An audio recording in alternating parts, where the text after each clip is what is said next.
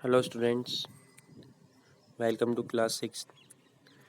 इस पार्ट में हम स्टार्ट करेंगे आगे हमारा chapter 5 major domains of earth. तो इससे पहले हमने पढ़ा कि अर्थ की सॉलिड डोमेन और जो मेजर कॉन्टिनेंट है, 7 मेजर कॉन्टिनेंट है, उसके बारे में हमने पढ़ा। अभी हम वाटर डोमेन के बारे में पढ़ने वाले हैं, जिसको बोलते हैं, जो वाटर डोमेन है उसको हम बोलते हैं हाइड्रोस्फीयर। तो आइए इसको स्टार्ट करते हैं। The earth is called the blue planet. Earth जो है वो एक ब्लू प्लैनेट है, क्योंकि अर्थ जो है 71% से भी ज़्यादा अर्थ के ऊपर पानी है। ठीक है, अर्थ जो है कवर्ड है पानी से, एंड 29% इज़ विद लैंड।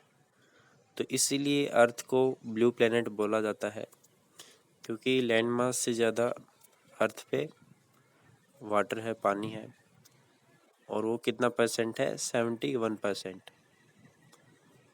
जबकि जो लैंड मास है, जो लिथोस्फीयर जिसको हम बोल सकते हैं, वो है 29%। तो इसीलिए इसका प्रोपोर्शन ज़्यादा होने के कारण अर्थ को ब्लू प्लैनेट बोला जाता है। Hydrosphere consist of water in its all form. Hydrosphere के अंदर पानी जो है सभी फॉर्म्स में, सभी रूपों में पाया जाता है। As running water in oceans and rivers and in lakes, ice in glaciers. जो रनिंग वाटर है, जो चलता हुआ बहता हुआ पानी है, जैसे ओशियंस, रिवर्स, लेक्स के अंदर, या फिर जो आइस ग्लेशियर हैं, वो भी हाइड्रोस्फीयर के अंदर आते हैं। अंडरग्राउंड वाटर, जो ज़मीन का पानी है, वो भी इसी का पार्ट है। वेपर प्रेजेंट है एटमॉस्फेयर में, वाटर वेपर प्रेजेंट है, वो भी हाइड्रोस्फीयर का ही पार्ट है। So all comprise is the hydrosphere. ये सभी सोर्सेज, सभी फॉर्म्स हाइड्रोस्फीयर के अंदर आती हैं। More than 97% of the earth's water is found in oceans and is too salty.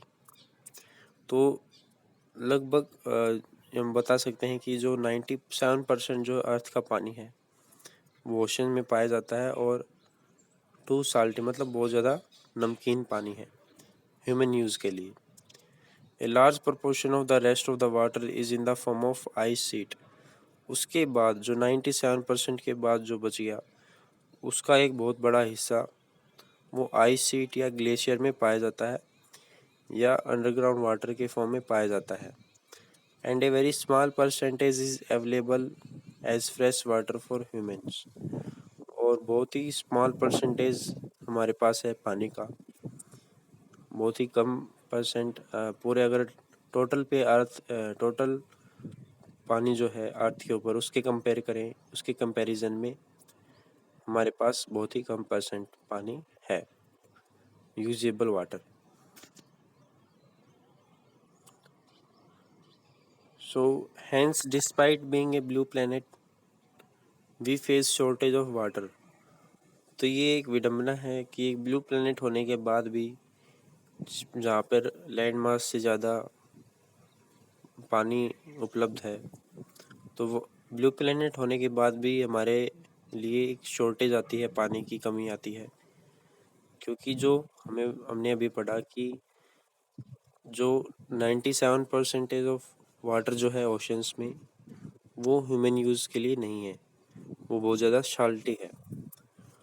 और जो बचा हुआ पानी है, वो जो 3% रह गया, उसमें से भी ज़्यादातर पानी आइस की फॉर्म में, ग्लेशियर्स की फॉर्म में, और उसके बाद जो कुछ बचता है रिवर्स, पॉन्ड्स या अंडरग्राउंड वाटर में, तो बहुत ही कम पानी अवेलेबल है।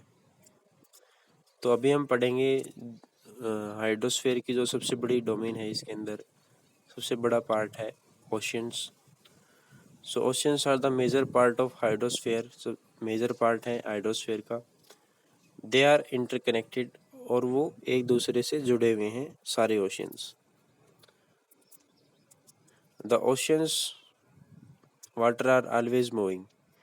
तो हमने पढ़ा हुआ है, पिछले चैप्टर में हमने पढ़ा था कि ओशन वाटर जो है हमेशा मूव करता रहता है, जिनको हम बोलते हैं ocean currents. The three chief movements of ocean water are waves. जो तीन मुख्य जो मूवमेंट होते हैं ओशन वाटर के मूवमेंट के, तो सबसे पहला होता है वेव्स, लहरें। टाइड्स, जो टाइड होते हैं मून के कारण, मून के ग्रेविटेशनल पुल के कारण जो ज्वार या भाटे आते हैं ओशन में, उनको हम बोलते हैं टाइड्स। ऊंची ऊंची लहरें उठती हैं, तो वेव्स, टाइड्स। और तीसरा है ओशन करंट्स। ठीक है, ओशन करंट्स क्या होते हैं कि stream of water flowing in definite direction. ठीक है, पानी की एक स्ट्रीम होती है जो एक डिफिनाइट डायरेक्शन में, किसी एक पर्टिकुलर डायरेक्शन में चलती है, तो उसको हम बोलते हैं ocean currents. The 5 major oceans are. 5 जो मुख्य ओशन है वो कौन कौन से हैं? सबसे पहले पैसिफिक ओशन, फिर अटलांटिक ओशन, फिर Indian ocean, southern ocean and Arctic ocean. तो ये 5 मेजर ओशन हैं in order of their size, और साइज के ऑर्डर में है, मतलब कि सबसे बड़ा जो ओशन है वो है पैसिफिक ओशन, फिर उसके बाद सेकंड लार्जेस्ट ओशन अटलांटिक, फिर इंडियन ओशन आता है, और फिर सदर्न ओशन, और फिर सबसे छोटा ओशन है Arctic ocean. So the Pacific Ocean is the largest ocean. It is spread over 1/3 of the earth. और पैसिफिक ओशन सबसे बड़ा ओशन है, और अर्थ का जो टोटल पार्ट है वो उसके 1/3 हिस्से में ये फैला हुआ है। Mariana trench, the deepest part of earth. जो मैरीना ट्रेंच है, सबसे गहरा हिस्सा अर्थ का, सबसे गहरा पार्ट, वो पैसिफिक ओशन के अंदर ही आता है। The Pacific ocean is almost circular in shape. और पैसिफिक ओशन लगभग सर्कुलर है शेप के अंदर, कम्प्लीटली सर्कुलर तो नहीं है, लेकिन हमें बोल सकते हैं ऑलमोस्ट सर्कुलर है शेप में। Asia, Australia, north and south America surrounds it. तो जो कॉन्टिनेंट हैं इसको सराउंड, मतलब जो इसको घेरते हैं, वो है Asia, Australia, north and south America.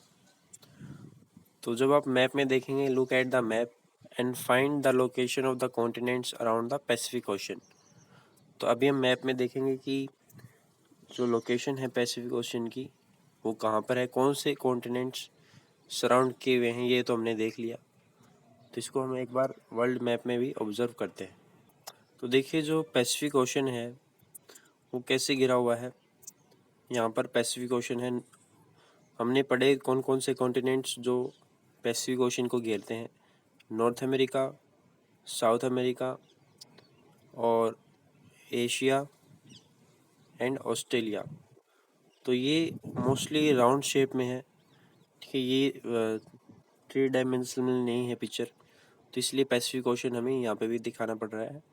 तो Asia, Australia, north America and south America इसको सराउंड करते हैं, इसको घेरते हैं। आगे देखिए, the Atlantic ocean is the second largest ocean in the world. जो अटलांटिक ओशन है वो सबसे सेकंड लार्जेस्ट ओशन है। दूसरे नंबर पे सबसे बड़ा जो ओशन है वो है अटलांटिक ओशन, और इसकी जो शेप है वो है एस शेप। ठीक है, ये एस शेप में बना हुआ है। It is flanked by the North and South Americas on the western side and Europe and America on the eastern side. तो ये भी सराउंडेड है नॉर्थ और साउथ अमेरिका से, पश्चिमी हिस्से से जो वेस्टर्न पार्ट है, और यूरोप और अफ्रीका से ईस्टर्न जो पार्ट है ग्लोब का, उससे घिरा हुआ है। इसकी जो कोस्ट लाइन है अटलांटिक ओशन की, इसकी हाईली इंटेंडेड है। इंटेंडेड मतलब कि भी बिल्कुल मुड़ी हुई है, इरेगुलर कोस्ट लाइन है। ठीक है, सीधी नहीं है। जैसे देखिए इधर दिखाया भी हुआ है पिक्चर के अंदर कि ये डबलिन है, और डबलिन के अंदर जो इंटेंडेड कोस्ट लाइन दिखाई गई है ये इसी की दिखाई गई है, इस तरीके से है। ठीक है। ये तो इस साइड से स्मूथ कोस्ट लाइन है, बिल्कुल जो सीधी जाती है लगभग, लेकिन इंटेंडेड इधर क्या है कि कहीं से अंदर डीप है, शैलो है, और कहीं से ज़्यादा बार है। तो ये इंटेंडेड कोस्ट लाइन है। So this irregular and intended coastline provides ideal location for natural harbors and ports. तो इस इंटेंडेड मतलब इस इरेगुलर कोस्ट लाइन होने के कारण इससे क्या फ़ायदा मिलता है सेलर्स को, या फिर जो बड़े बड़े शिप्स होते हैं वो वहाँ पर रुकते हैं। नेचुरल जो हार्बर्स है, हार्बर क्या होता है, जहाँ पर शिप खड़े होते हैं, या पोर्ट है जो बंदरगाह होते हैं।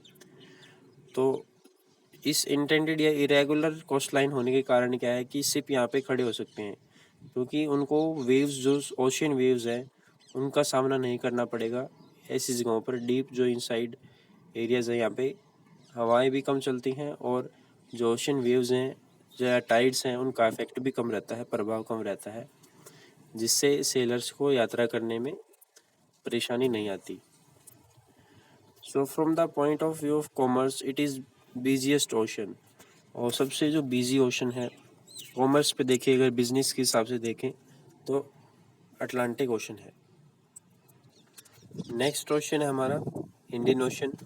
देखिए, इंडियन ओशन सिर्फ एक ऐसा ओशन है जो सिर्फ एक कंट्री के नाम से, जिसका नाम एक कंट्री के ऊपर है, इंडिया के ऊपर। So the Indian ocean is the only ocean named after a country, that is India, जिसको किसी देश के नाम के ऊपर, किसी देश के नाम के ऊपर जिसका नाम रखा गया है किसी ओशन का, वो है Indian Ocean. The shape of ocean is almost triangular. और इंडियन ओशन की जो शेप है लगभग ट्रायंगल जैसी है। It is north, in the north it is bound by Asia, in the west by Africa, and in the east by Australia. तो उत्तरी भाग के अंदर ये एशिया से सराउंडेड है, घिरा हुआ है।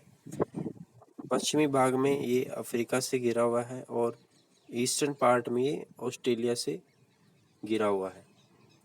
तो ये थी इसकी लोकेशन।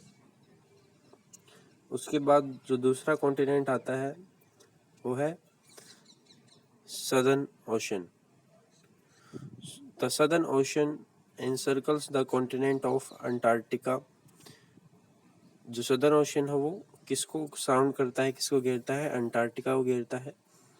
जो हमने पढ़ा था, अंटार्कटिका जो कॉन्टिनेंट है और एक्सटेंड है 60 डिग्री नॉर्थ के अंदर, ठीक है, नॉर्थ वार्ड से साउथ लैटिट्यूड के अंदर ये गिरा हुआ है। तो एक एक करके हम सारे ओशियंस हम देखेंगे मैप के अंदर। जैसे हमने पैसिफिक ओशन देखा था, तो अभी हम देखेंगे इंडियन ओशन, फिर सदर्न ओशन, फिर लास्ट में आर्टिक ओशन। उनकी लोकेशन और उनकी जो जोग्राफिकल लोकेशन है वो क्या है, वो हम देखेंगे। लास्ट में जो आता है Arctic Ocean. Arctic Ocean is located within the Arctic circle and surrounds the North Pole. देखिए, जो ग्लोब है और ये नॉर्थ, ये आर्टिक सर्कल है, तो आर्टिक ओशन, आर्टिक सर्कल इसी को सराउंड करता है, इसी को घेरता है। It is connected with the Pacific Ocean by a narrow stretch of shallow water known as Bering Strait. ये जुड़ा हुआ है पैसिफिक ओशन से, एक पतले से गलियारे से, पतले से स्ट्रेच से, हल्का सा जो रास्ता है पानी का, दो कॉन्टिनेंट्स के बीच से जो होकर के जाता है, तो उसको बोलते हैं बेरिंग स्ट्रेट से दो ओशन, आर्टिक ओशन और जो पैसिफिक ओशन है, वो दोनों जुड़े हुए हैं। It is bounded by northern coast. और ये उत्तरी तटीय जो क्षेत्र है उनसे घिरा हुआ है। किसके उत्तरी तट से? नॉर्थ अमेरिका और यूरेशिया। यूरेशिया क्या है? यूरोप और एशिया को जो कंबाइंड लैंड मास हमने पढ़ा था, जो लिथोस्फीयर जो डोमेन थी उसके अंदर हमने पढ़ा था कि यूरोप और एशिया के कंबाइंड लैंड मास को हम बोलते हैं यूरेशिया। तो नॉर्थ अमेरिका और यूरेशिया जो इसको बाउंड करते हैं, इसके तट जो है इसको घेरते हैं। तो इस पार्ट के अंदर दिखाए गए हैं कि कौन सा ओशन कहाँ पर है। जो हमने पढ़ा था कि इंडियन ओशन की जो शेप है वो मोस्टली ट्रायंगुलर शेप में है।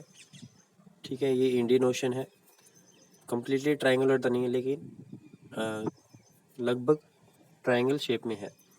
फिर जो पैसिफिक ओशन था हमने देखा था कि वो राउंड शेप में है, इधर से हाफ है। और जो ये ईस्टर्न जो पार्ट दिखाया गया है ग्लोब का, इसमें इस साइड ये हाफ दिखाया गया है पैसिफिक ओशन, और जो सेकंड हाफ है वो नीचे दिखाया गया है। तो ये कम्प्लीटली सर्कुलर के फॉर्म में हमें दिखाई देता है।